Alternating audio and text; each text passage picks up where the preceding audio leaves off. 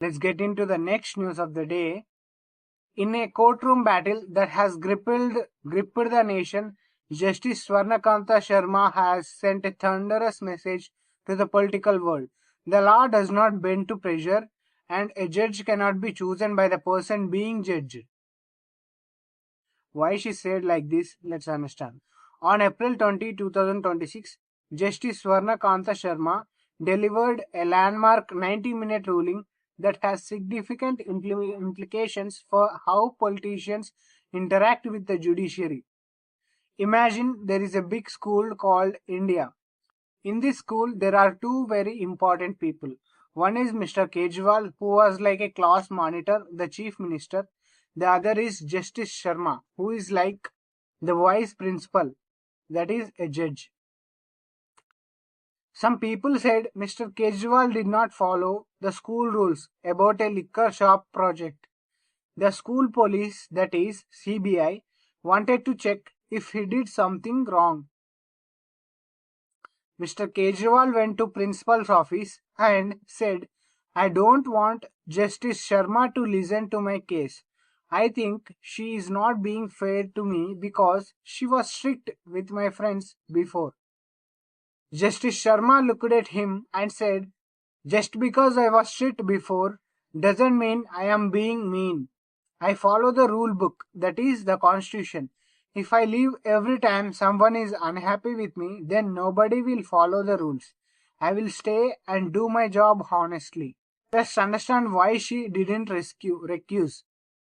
Recusal means a judge stepping away from a case because they might be biased. Justice Sharma refused to step down for these four major reasons, such as no reasonable apprehension.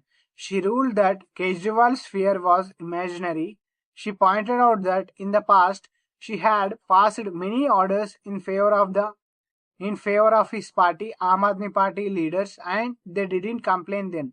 You cannot call a judge fair only when you win and biased when you lose. Catch-22 trap. She said if she stepped down just because a politician asked, it would set a troubling precedent. It would mean any powerful person could pick and choose their favorite judge by attacking the ones they don't like. Participation in events. Kejriwal's team argued she attended events by a group ABAP linked to the RSS. She clarified these were educational events about new laws and Women's Day, attended by many judges and didn't make her political. Family profession.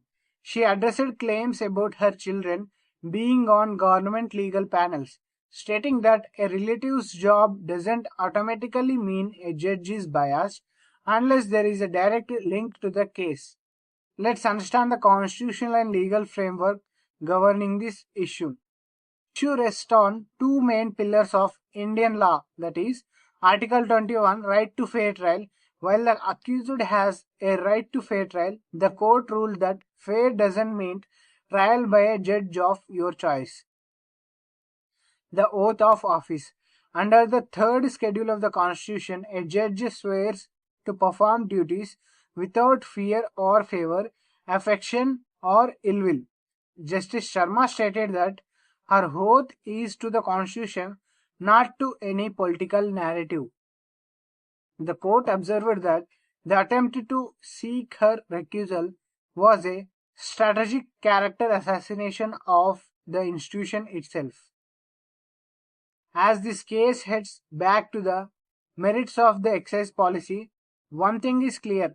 Justice Sharma has drawn a line in the sand, proving that in the eyes of the Constitution, the role of a judge is far heavier than the influence of any politician. We will see you in the next update.